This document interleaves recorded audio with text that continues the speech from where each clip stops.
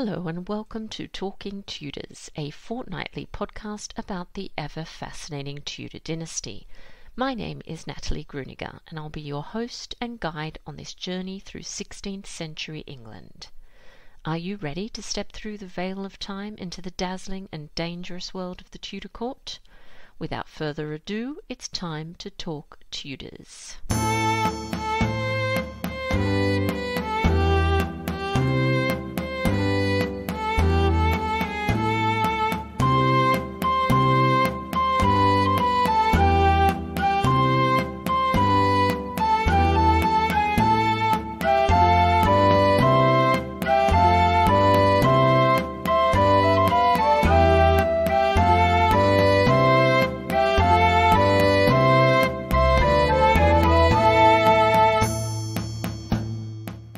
Hello everyone, welcome back to another episode of Talking Tudors. I'm your host, Natalie Grueninger. Thank you so much for joining me. A few words about 365 days with the Tudor Queens to begin with. The early bird offer ends on the 1st of August 2023, so if you've been thinking about signing up for this course, now's the time. Over 12 months in 2024, participants will come together and contribute to a supportive and inspiring online community of individuals who'll share in a very unique learning experience, one that will ultimately deepen their understanding of 16th century queenship. Participants will take part in an in-depth exploration and study of the lives of the Tudor Queen's consort and regnant, from the uncrowned Queen Margaret Beaufort to England's Virgin Queen Elizabeth I.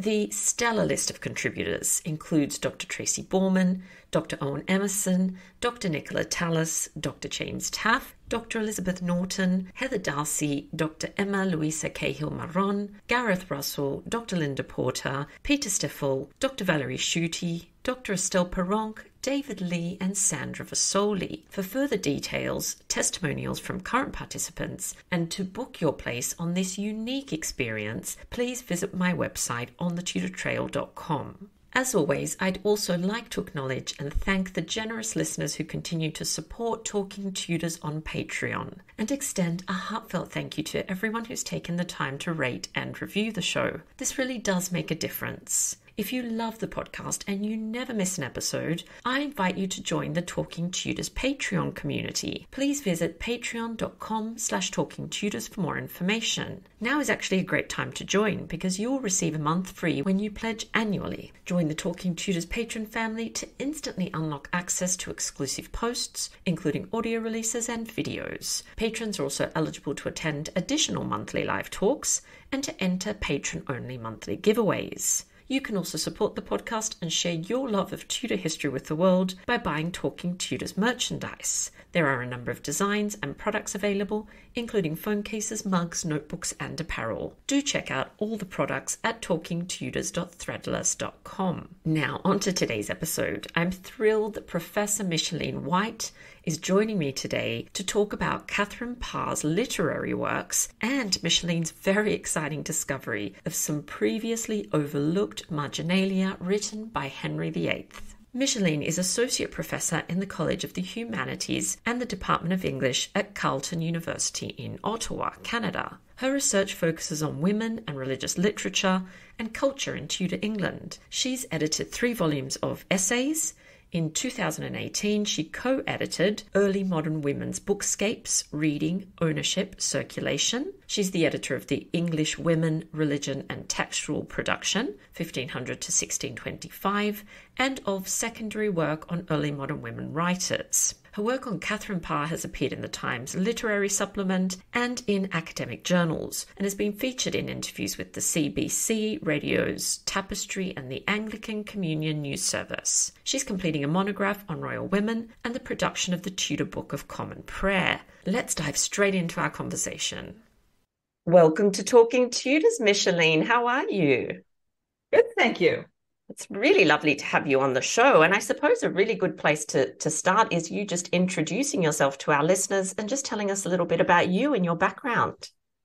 So I'm a professor, an associate professor at Carleton University in Ottawa. I trained in an English literature department, so I teach Renaissance literature in a Great Books program called the Bachelor of Humanities, which is at Carleton. I'm also cross-appointed in the English department, and I supervise some students co-supervise students in the history department.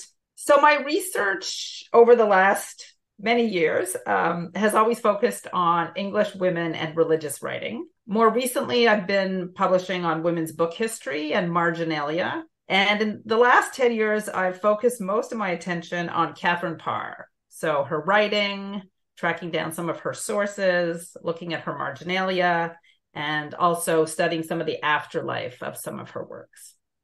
Wonderful. And it's so good that we're talking about Katherine Parr because obviously it's very topical at the moment. So I'm really excited. And we are here to chat about a number of discoveries, let's say, that you've made over the years relating to Katherine Parr's literary works, including one that's really exciting, which is that you've found some previously overlooked Marginalia written by Henry VIII. So can you tell us about this, please? Yeah, sure. So several years ago, I set out to try to understand Parr's first book, which was a translation called the Psalms or Prayers. And it's a very long book. And Parr must have been very busy. And so I wanted to figure out why she had bothered to translate this book from Latin into English, which must have been a very time-consuming project. So I started by studying some of the regular printed editions, using databases, looking at facsimiles, and then also looking at some copies in the British Library. But I learned that there were also some gift copies. And I learned about this from Janelle Mueller's 2011 scholarly edition of Parr's works. And I eventually learned that there was a gift copy at the Wormsley Library. Now, this copy was one that Janelle had actually not been able to see, and so she hadn't looked at it. And so I was really excited when the library said that I could go and consult it. I'll just emphasize right off the bat. So these gift copies are just spectacular. So this is an octavo book. It's printed on vellum, so it's very expensive. You can feel the vellum. It's been ruled.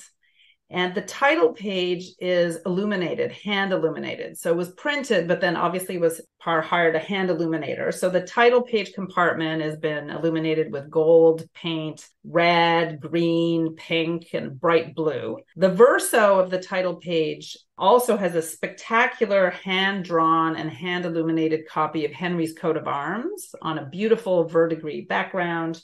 There's an imperial crown. There are gold tassels. Henry made his presence known. The first drop cap has been overpainted with gold paint and a Tudor rose. And then all of the drop caps starting the Psalms, because the book is comprised of 17 Psalms, all of those opening drop caps also have a blue rectangular background, like in Books of Hours. People will be familiar with that decorative program. Anyway, I was just sort of marveling at how beautiful this book was and thinking I really need to think about this. I didn't expect it to be so sumptuous, but I thought I've come all this way. Before I leave, I should really look at every page. So I just sat there and thought I'll look at every page. And when it's about 180 pages. When I hit the 65th page, I saw a handwritten manicule. So that's a marking that some of your listeners may be familiar with. It's just a pointed finger with an index finger pointed that's often found in the margins of books. Very common in the early modern period. And I like to think of them as sort of early modern Post-it notes, yes. Right? So, or highlighting. So these are passages that you think are important and that you want to come back to and that you're emphasizing, you're pointing like, this is important. I thought, wow, this is great. So a couple of pages later, there was another graphite manicule, very similar, also in the right-hand margin. And in total, I ended up finding 14 markings, which I had not expected to find. So 11 of them are in graphite, or 12 of them are in graphite. 2 of them are in ink. So these were obviously made at different sittings, but there are 3 different kinds of markings. So as I mentioned, most of them are manicules in the right margin and in the left margin. But there are these other marks which are hard to describe, but they're 3 points and in a triangle shape, and then sort of like a little tail or a line going from the top of the dots upwards. And these might be referred to as trefoils, or one scholar has referred to this sort of marking as a tadpole. And then there's one bracket. So I was obviously very excited because I thought, wow, well, only 20% of early modern books have marginalia in them, but this would be a great opportunity to study somebody who read Parr's book and to, study one of her readers. But I started looking at these even more closely. Now, they're quite faint.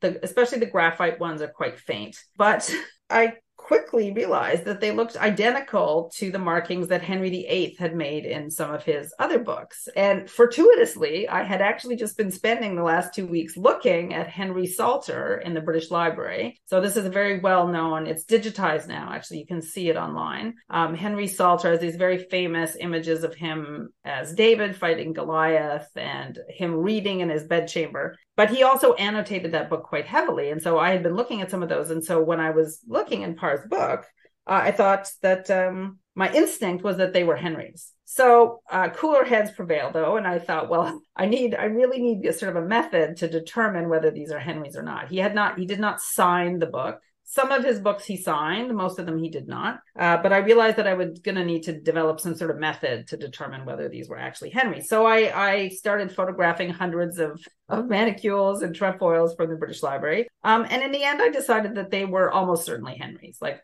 I'm convinced that they're Henry's. First of all, the shape of the hand is identical. So people actually have very distinctive manicules. And if you Google online 16th century manicules, you'll find tons of examples. So the shape of the hand was identical. Henry had a very distinctive cuff on his manicule. So sort of at his wrists, almost like a shirt cuff that's in a very distinctive shape. And they're identical in the Wormsley Library copy and the British Library copies. The way he placed it on the page was identical. So the one in the right margins point down at about a 30-degree angle. And all of his manicules in the left margins of his book actually point upwards at 40 degrees. So I measured all of the angles on these manicules and found that all of them matched identically. And then the last thing I did was I measured the size of them. And so the size from the distance from the tip of the index finger in the manicules in the Wormsley book are similar and can be matched with the size, the length of the manicules that Henry drew elsewhere. So I decided that those four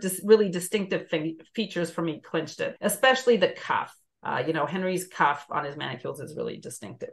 Yeah, and so here was a new body of Corpus of Marginalia by Henry VIII in a book produced by his wife. It's absolutely extraordinary. And I know when you contacted me to share this, I was so excited. I was kind of like, didn't know what to do with myself, really. And I have had a look at some of those images. And I have to say, for what it's worth, I completely agree with you. I think especially the cuff, as you've mentioned, is really distinct. Now, I thought what we could do now is maybe if you can give our listeners a bit of an introduction, if they haven't perhaps heard of the Psalms or prayers before, would you maybe just tell us a little bit about it, what it's all about? Yeah, perfect. Right. So this is the first book that was published by Parr. It's a translation.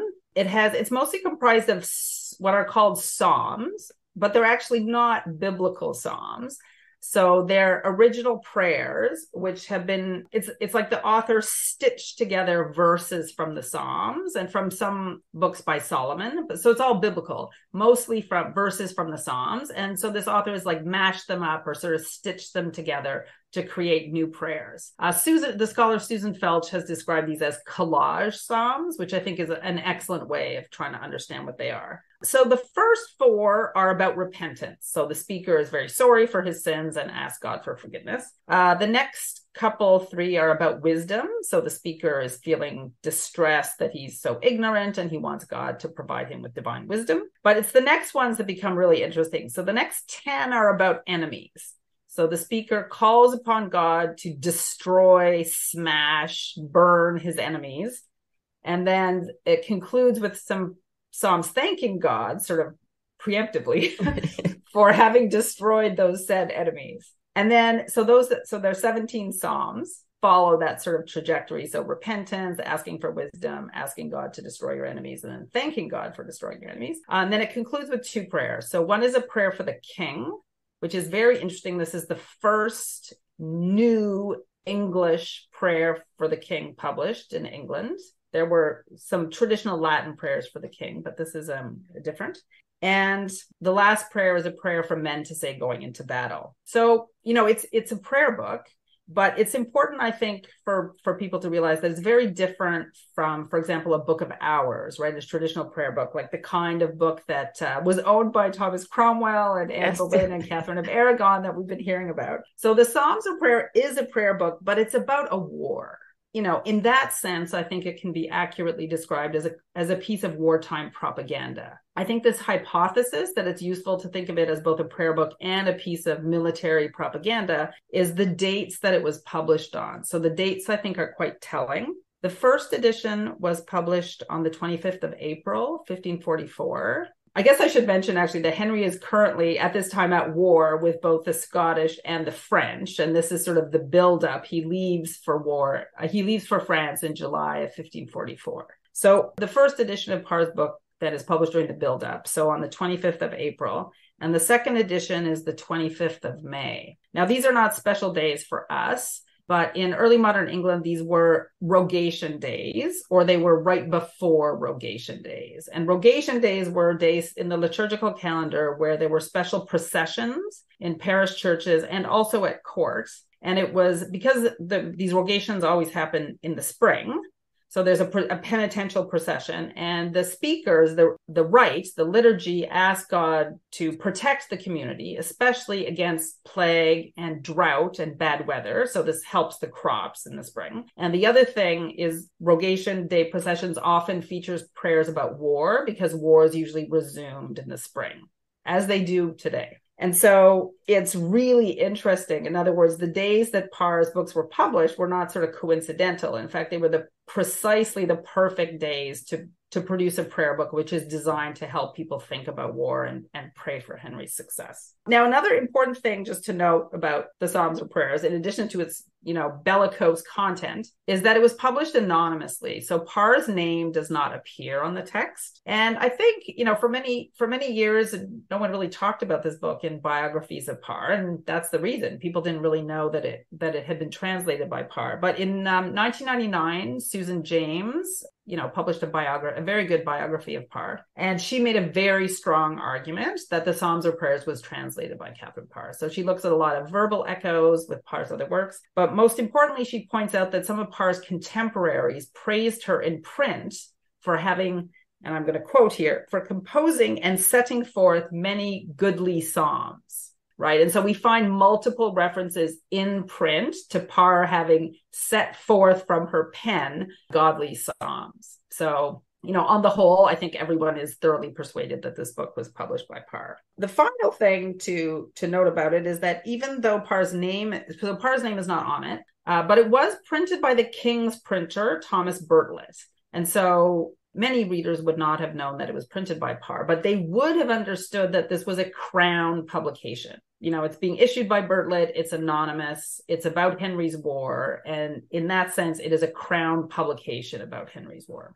Yeah, that's extraordinary. The dates are obviously very significant, as you say, and the context really, really fascinating. So do you want to tell us about some of those politically sensitive texts, say by Erasmus and George Whitzel, that Catherine translated?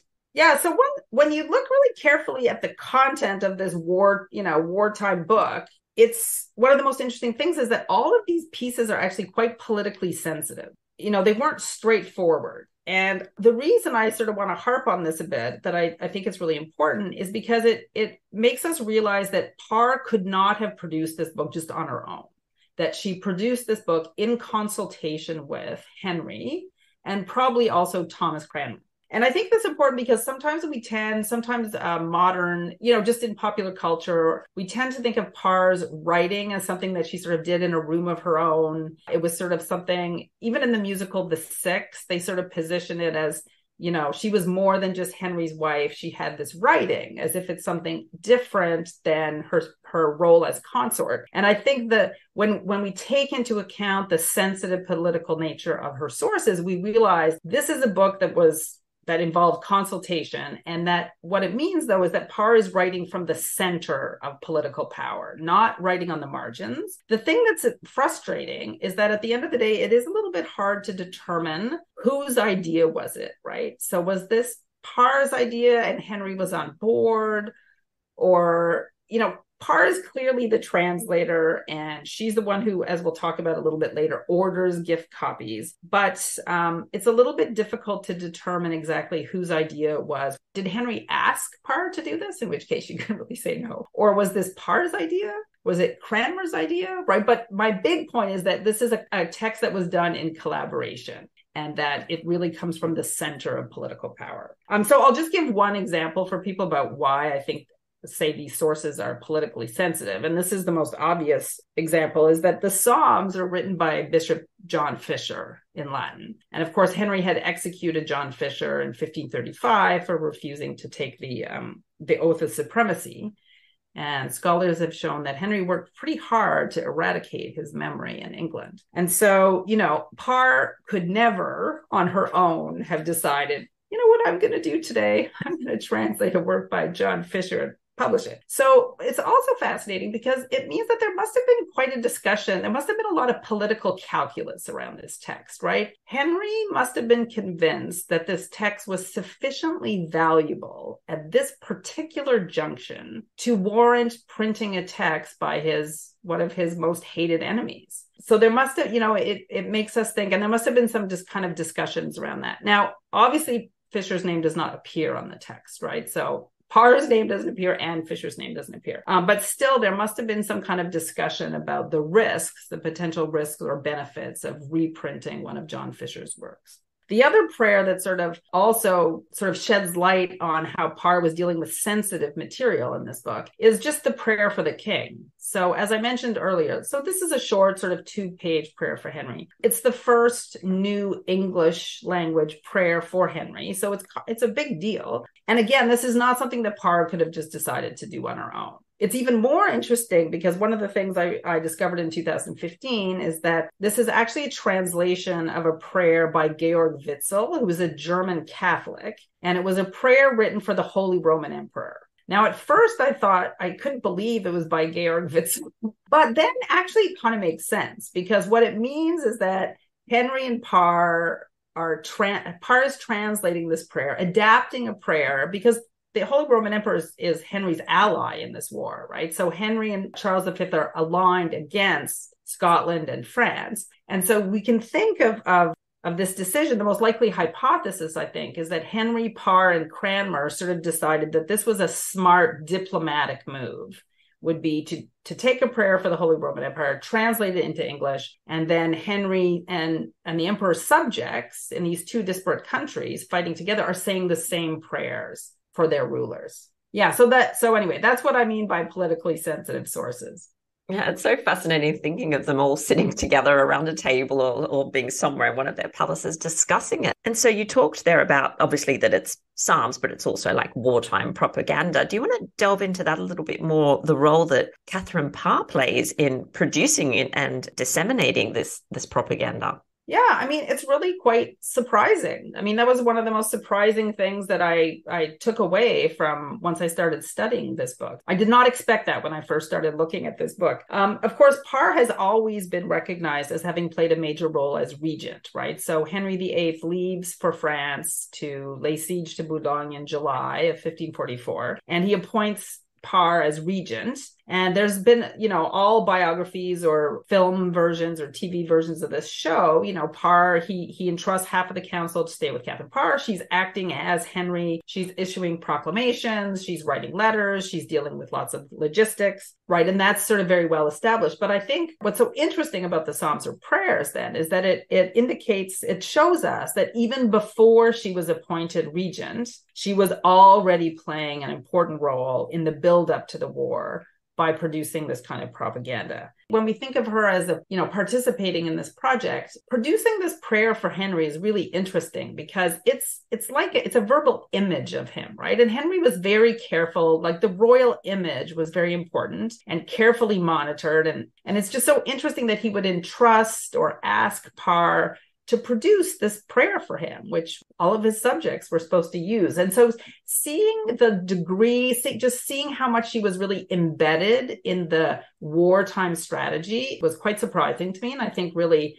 we need to incorporate that more into our understanding of Parr. Yeah, and it's fascinating. Obviously, he very much had confidence in her abilities as well and Yeah. valued her very much. I know he also left Catherine of Aragon as regent at one point early on Yes. in his reign, and it's interesting to see him. And there was talk of him possibly leaving Anne Boleyn had that relationship not gone the way it did. So it's interesting that he did, given all his bravado, he did have confidence in the women in his life, which is really fascinating. Now, I want to talk about these deluxe copies that you've talked about before. I absolutely love these books. And Catherine made some deluxe copies to give away as gifts. So could you tell us about this particular practice, maybe some of the surviving copies, and also importantly, I suppose, the insights that they offer us? So I think you've actually had a couple of presenters already on this show who've talked about gift culture and gift exchange at court. And so, right, gift culture was a very central part of court culture. Monarchs exchanged gifts with their subjects especially on New Year's. There was a very sort of formal, ritualized gift exchange on New Year's. But gifts were given at court all year round. So we find lots of evidence of venison and deers being sent and jewels and clothing. And there's all kinds of gift exchange going on. Of course, it's one of the ways in which patronage is distributed. It's one of the ways in which people try to curry favor with their social superiors. It's one of the ways in which social superiors sort of bind their inferiors to them. So it's a very important practice. And there are lots of evidence of books being given. Of course, books are portable, they're gorgeous. You can also make religious statements or political statements through books in ways that you can't with, say, a side of venison. And there are lots of records of books that are, given as gifts. They're encrusted with jewels or they're covered in gold. They have gorgeous bindings. They have embroidery, all those kinds of things. So we know then that Parr participated in gift giving, and in particular in giving copies not only just of books, but of her own books, which is really quite striking. And we know that she distributed gift copies from two sources. So first of all, there are some book bills. So in Katherine Parr's chamber accounts, there are 3 book bills that seem to point to, the fact that she ordered, paid for, carefully thought about deluxe copies of her books that she was going to give out to people. So in 1544, she ordered 14 copies of what are called psalm prayers, which I assume are the psalms and prayers the copies I'm going to talk about in a second. And these are described as being gorgeously bound and gilt on the leather. There's also a book bill from 1547. So when Katherine Parr was a dowager, she actually ordered a copy of the Psalms or Prayers, so 1 copy of the Psalm Prayers, but then 30 copies of what are just called prayer books, but everyone agrees they're her second book, the Prayers or Meditations. And it's so interesting. She was obviously thought very carefully about all the details. So some of them are in white satin and cost a certain amount. Some of them are in leather. They cost a different amount. Some are on vellum. Some are not on vellum. Some are in big formats. Some are in a smaller format. So she's obviously carefully thinking about how much she's spending on different people and the different we all do this at Christmas, right? Figuring out who's getting what based on all kinds of past gift giving practices and obligations and stuff. So that's one sort of source of evidence of her gift giving. But then, what's super exciting to me and what I've been working on are the actual copies themselves. So there are 5 extant copies of the Psalms or Prayers, these gift copies. 3 of them are from 1544. So these were presumably some of the ones in the book bill from 1544. And 2 of them are actually from 1545, and they are smaller editions. And they have very different decorative programs. So hopefully, I don't know if I'm going to work on them, but it'd be great if someone worked on them, the ones from 1545. So all of these, the 5, though, are on vellum. Like I mentioned, they're hand illuminated. So in terms of the insights then, besides just being beautiful, right, I think that there are a couple of important things that we can take away from these books. I think they provide insights then into her activities, both as author and as queen. So one thing we learn when we look at these books as a group is that Parr not only printed her books then to be disseminated through Bartlett's bookstore, which was in Fleet Street, right? So she not only engaged in sort of the widespread dissemination of her books, which is already super cool, but she also then engaged in this different kind of authorship, which we might refer to as social authorship. And that's where you have an author who distributes maybe one of their copies as a gift to specific recipients who are known to them. And in that context, the book is more of a gift than a commodity. And recognizing then, looking at these gift books and realizing that Parr engaged in social authorship made me think, or made me wonder about it, sort of open new questions, which is, well, what did they expect in return? Right? These books are obviously part of some kind of complex social transaction. And what was the kind of reciprocity? What were they hoping to get back? Right? Because one of the things anthropologists have taught us is that gift giving often usually entails some sort of reciprocity, right? So if they're giving this gift, what is it that they're hoping to get in return? Now, the book itself provides a very easy answer to that, which is that loyalty, right? So they're bestowing prestige on the people who they're giving these gift books to. It's also worth noting that each of these gift books is a little bit different. So, they're making them special for each recipient. They're honoring these recipients, showing that they're special. Okay, so what do they want in return? Well, they want loyalty, obviously. And I think they also really want prayers, right? They want, so if you receive this book, in theory, you're sort of bound then to pray for Henry on a daily basis, to use these prayers of repentance, to call upon God to destroy Henry's enemies, to pray for his army, and to pray for him. And, in thinking about the book this way, I think we have to remember that in the early modern period, people really believed in the efficacy of wartime prayer, right? They really believed that you needed to have a good army, but you also needed God on your side.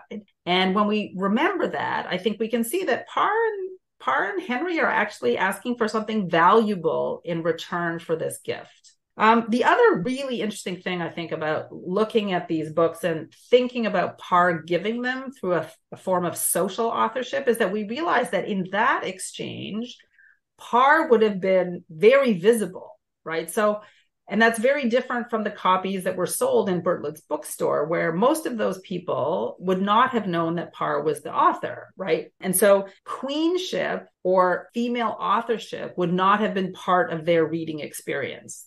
They would have understood this as a crown publication, but they would have no idea that it was produced by a queen. Whereas the people receiving the gifts from Parr, of course, realize that Parr is the author. So she's a consort, but she's an author. She's giving them a gift. So it's just would have been sort of in everyone's face, or very highly visible, that the author is the consort and the giver, and that the recipient is the subject and the receiver of a female authored, consort authored political text. And so I think that dynamic is really different. And I think we need to, again, incorporate that into our understanding of Parr and her experience at court. Yeah, there's so much that's so interesting and so much food for thought there. I'm jotting down things and all these questions are coming up, but I'm thinking there are interesting parallels with what authors do today, right? We send books to people once we've published our books, which is quite interesting. Perhaps we're not looking for loyalty or prayers, but we're certainly looking for help in spreading the message, aren't we? So there are interesting parallels there. If you give a book to someone and they just don't respond, it would be so odd, right? There's always some sort of, it's creating some sort of bond, right? It absolutely is. You'd expect at least a thank you, a little, a message in return. So it's very interesting that this is already obviously what's happening in the 16th century. Fascinating, and that it's Katherine Parr that's so actively taking part in this as well. So let's go back to the Marginalia, the King's Marginalia that you discovered. I'm just thinking also how terrifying having Henry read your book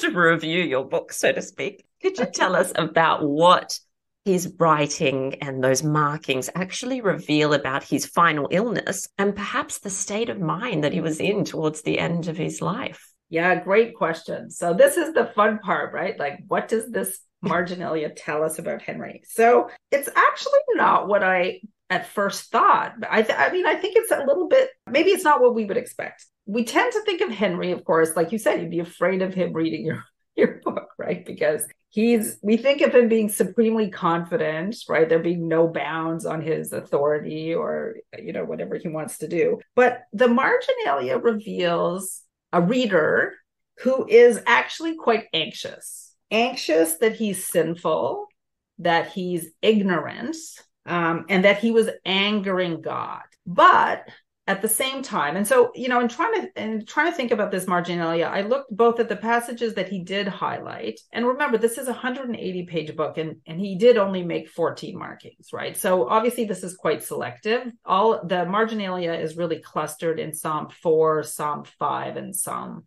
VII.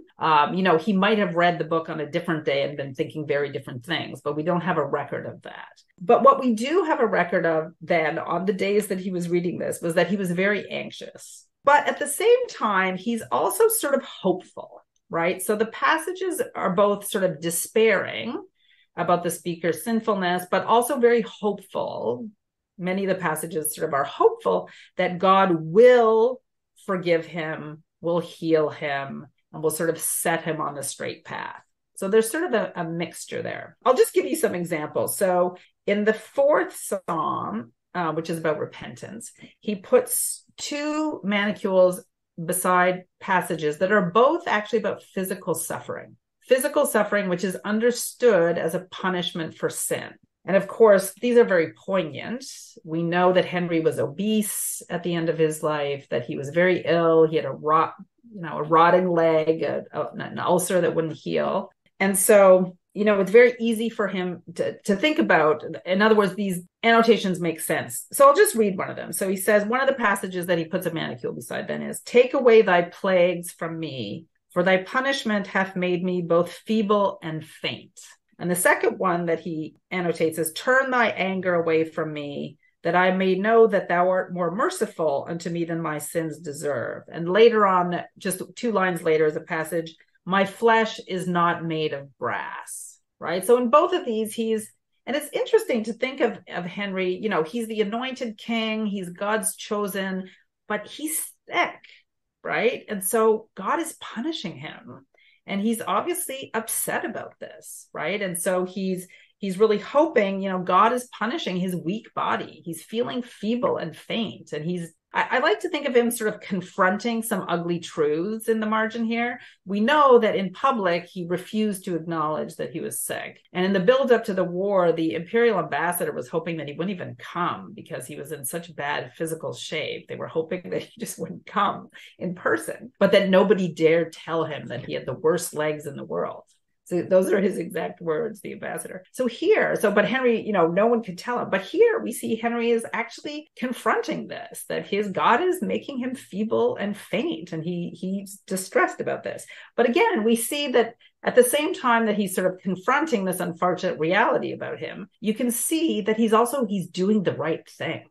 Right? He's appealing to God. So as he's making this mark, he's both sort of bemoaning his situation, but he's also showing that he's doing the right thing. He's a good king, and he's asking God to heal him and to make him better. So that's sort of one group of 2 annotations that are about physical suffering. 10 of his annotations, though, are about wisdom and ignorance. So whatever he was thinking when he was reading this, he was obviously quite anxious that he was not wise enough, or that he lacked sufficient wisdom, that he was ignorant, that he was walking in error. He talks about walking not in the right path. He's walking in the wrong path. I could just read you one of those. He says, "Let thy spirit teach me the things that be pleasant unto thee, that I may be led into the straight way, out of error, where I have wandered over long."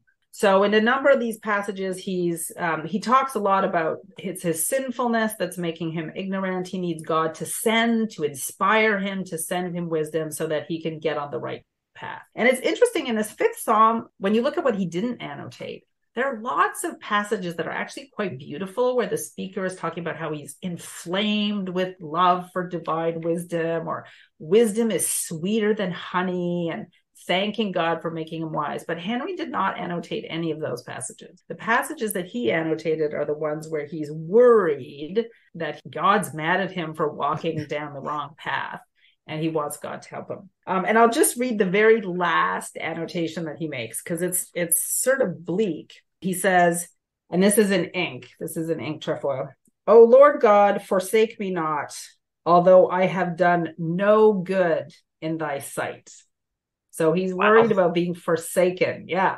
again, we don't know what order he made those in, but just in the book itself, that's the last annotation. So the impression then that I get from these markings is that, as I've said, Henry is anxious, worried that he's not acting in ways that are wise, that he's angering God, but also, right, that he's an exemplary monarch insofar as he's recognizing this and he's asking God to help them. And I do read these as sort of private or personal. But the way I see them, I also think it's important to realize that Henry was never really alone and that his reading was observed by other people. And so I do think, even though these are personal, I think it's possible to also read them as a little bit performative in the sense that, he's also showing that he's an exemplary monarch insofar as he's turning to God. So I do think they're personal, but I think it's important to remember that we can read them also as performative. And here we are today talking about his manicule. And he knew that people, right, like he was never really alone, even in his bedchamber. People had to move his books from him as they moved from palace to palace. And so he may have also made these with an understanding that people would view him and view his Marginalia and interpret something about him based on those. But when we think about why he might have been so anxious, also, it's actually not that hard. As you mentioned, the last year, we all know sort of that the last couple of years of his life were really tough. He's quite ill and he's facing the prospect of an underage king after all of the drama of his life to try to ensure a stable succession. Edward is either 8 or 9 at the time that Henry is probably making these annotations. How should Henry plan for a regency government? What kind of council should he put in place? What families should he favor? Should he favor the reformer? Should he favor the traditionalist? Is he balancing? Is he setting up the checks and balances in a way that's going to work? He may also have been anxious just about his own religious policies and the state of sort of spiritual health in the country. So in the last 2 years of his reign, I think 10 or something Protestants were convicted and burnt of heresy. So he could also be anxious about, has he failed as a monarch to contain heresy? Is this the right approach? Maybe his own religious views are changing. Like it's impossible to pin him down. But I guess my point is that there are a lot of things for him to be anxious about. And so I think that looking at this Marginalia sort of helps us to, I think that we can sort of correlate some of this Marginalia then to things that we know were going on in the last year or 6 months of his life. Yeah, I think what you've found here is absolutely extraordinary because it does offer a little insight into Henry's inner landscape that is so difficult to get a kind of hold on, even if you've been studying him for so long. And it's funny, you're reading those passages and I'm thinking, oh, I hope he was reflecting on this, that he did, or that he did. Yeah. But also at the same time, I was kind of wondering, was he being genuine? Because as you say, he was a perennial performer and he used every opportunity to kind of present this image of himself. So I have a few trust issues with Henry Micheline. Yeah. So I don't know. So that's why I can't read these as just 100% private, right? Yeah. I just feel, and in fact, in my article, I sort of argued more for reading them in a performative way and then Parr is sort of part of that, right? So her book then provides a vehicle for him to, both sort of confess his weaknesses, but at the same time show that he's pious and he's doing all the right things.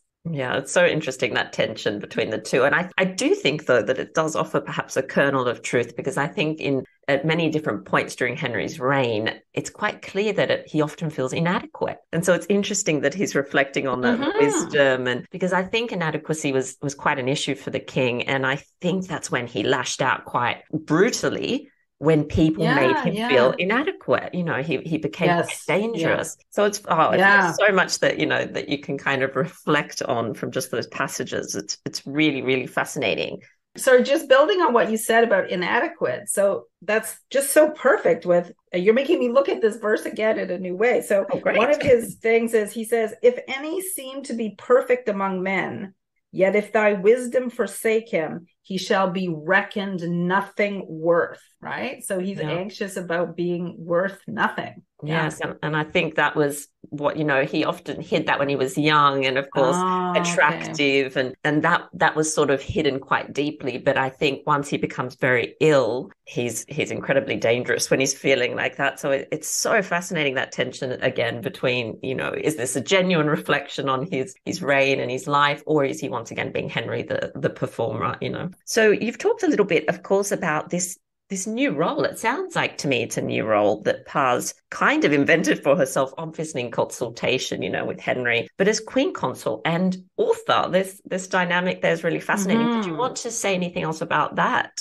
Yeah, I mean, it's interesting because I first approached Parr, right, because I come from an English literature background. I thought of her first as a writer, and then people sort of like, oh yeah, she's a queen, right? But in English departments, often she's approached as a writer, one of many writers. There are several royal writers. Margaret Beaufort had actually published some translations in 1507 and 1509. But the more I started working on Parr, the more I started realizing, no, the fact that she's the consort is actually really important. And she's a consort writer. And so she's different from other consorts, but she's also different from other writers. And so I became sort of very intrigued by this combination, because of course the consort had many roles, right? Produce heirs, assist the king, run a household, dispense patronage, display exemplary piety, be educated. And we know, well, as you know very well, Anne Boleyn and Catherine of Aragon are highly educated. They're very bookish. They commission lots of books. Books are dedicated to them. They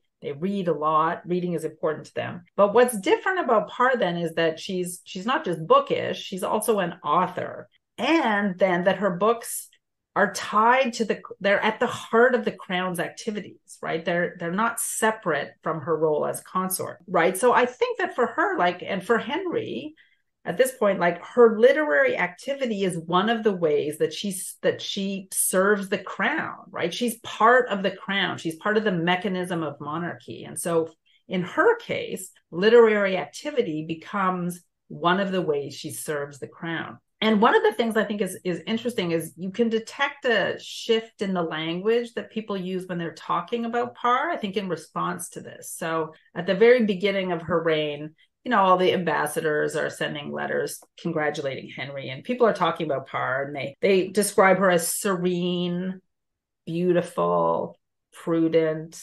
gentle, wise. But over time, you can see that people are sort of struggling to formulate new language to describe what she's doing. And so, one person praises her because she has a mind framed for pious study. Someone else praises her for her studious diligence, right? Which is not how you think normally queen, right? For her studious diligence. She's referred to as the most learned queen.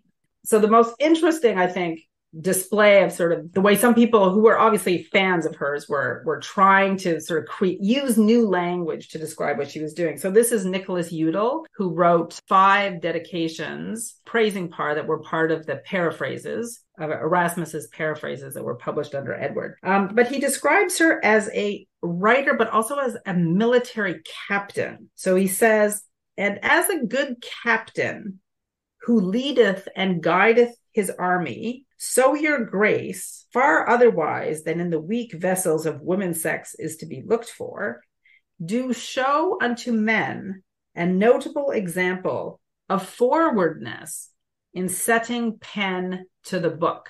It's just amazing, right? So, I mean, women are supposed to be humble. They're not supposed to be forward. They're not supposed to be captains.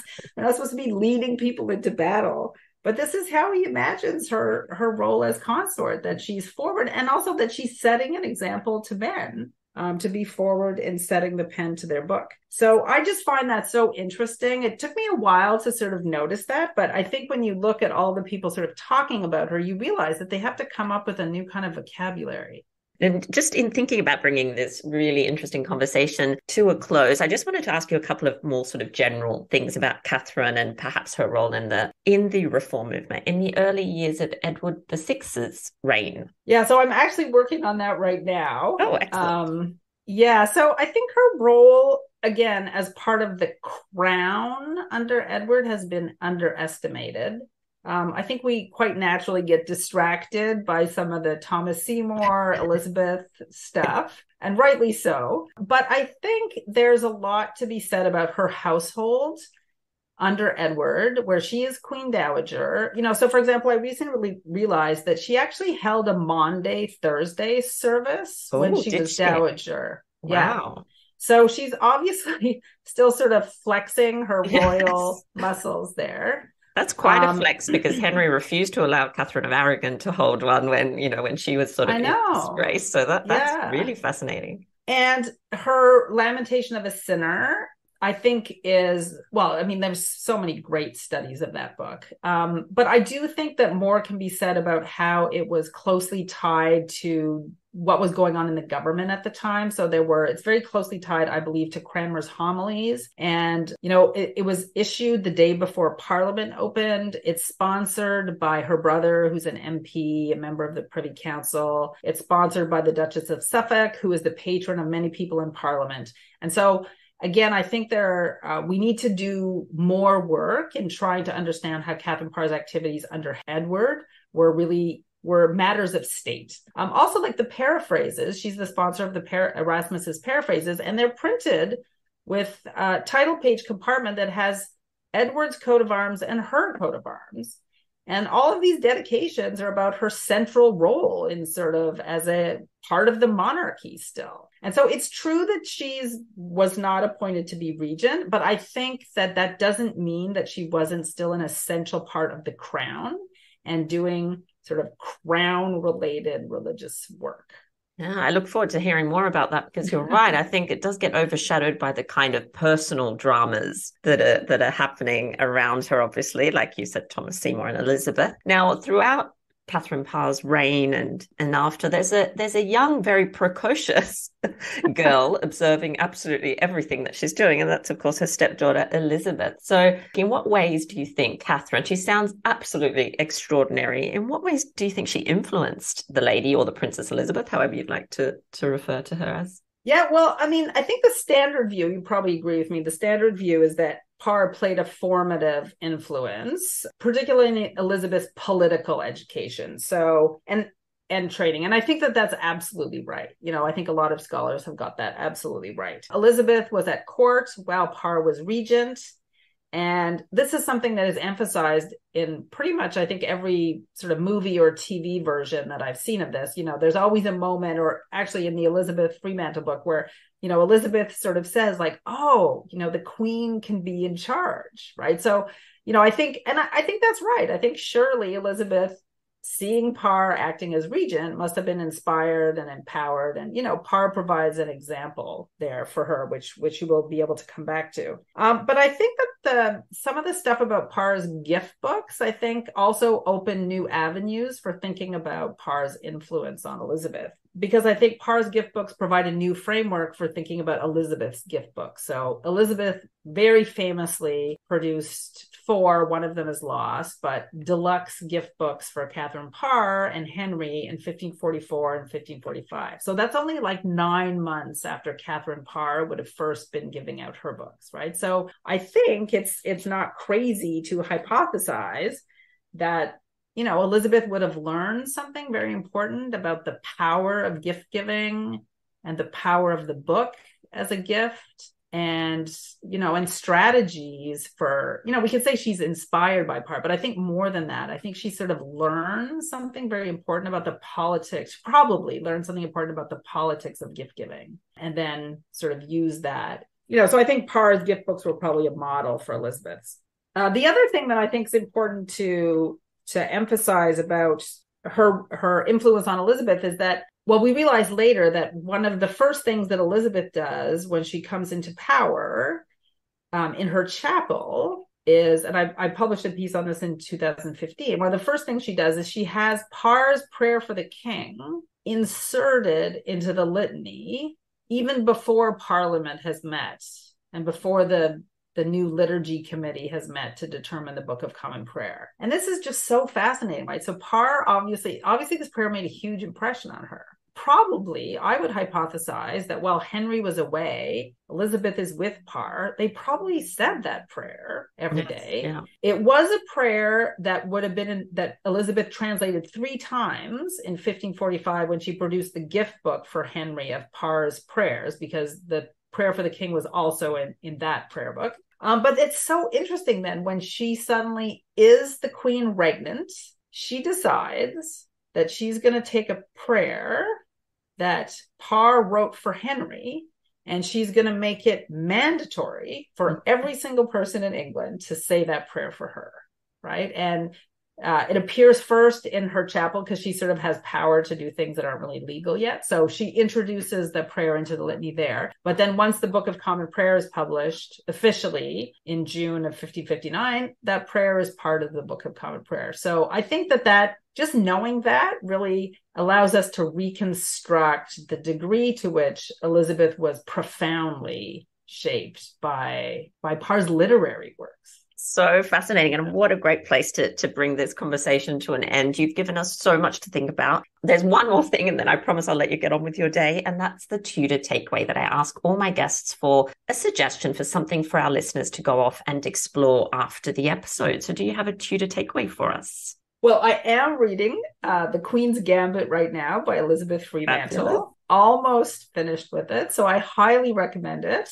What I really enjoyed was how she explores the relationship between Parr and Margaret Neville, who was her stepdaughter. And, to be honest, I'd never really thought very much about Margaret Neville before. So I found that really fascinating to think about sort of the role that Parr played as a sort of a stepmother to her after the girl's father dies, Lord Latimer. And I also just love that there's so much of it is focused on this Dorothy Fountain character, who's a chambermaid or chamberer in Parr's household, and just sort of thinking about Parr's relationship to the people who served her. And it also just provides another look at the court. But yeah, I really enjoyed that. Also, just tell us about where some people, because I'm sure now our listeners want to follow your work, want to read more. What can they do? Where can they go to see what you're up to? So if they want to read this article about Katherine Parr's gift books, it's published in Renaissance Quarterly, the most recent edition of Renaissance Quarterly. They can also, I'm on Twitter. I mostly tweet about Katherine Parr. We love that. And Katherine Parr's Ladies in Waiting, Catherine Brandon. I mostly tweet about Tudor stuff, and I retweet a lot of interesting things. So yeah, and otherwise, my Carleton website always has updates of new things that I publish. So if people are interested, they could check that out. Fantastic. And I'll put a link to that article and in the show notes so that's nice and easy for people to find. But thank you so much for this absolutely fascinating discussion. It's been an absolute pleasure talking Tudors with you. Oh, thank you so much. It was my pleasure. Well, that brings us to the end of this episode of Talking Tudors. Thank you so much for joining us. I absolutely love to hear from listeners, so if you have any comments or suggestions, or just want to say hi, please get in touch with me via my website, www.onthetudortrail.com, where you'll also find show notes for today's episode. If you've enjoyed the show, please share the podcast with friends and family, and don't forget to subscribe, rate, and review. I also invite you to join our Talking Tudors podcast group on Facebook, where you can interact with other Tudor history lovers and hear all the behind-the-scenes news. You'll also find me on Twitter. My handle is On The Tudor Trail, and on Instagram as The Most Happy 78. It's time now for us to re-enter the modern world. As always, I look forward to talking Tudors with you again very soon.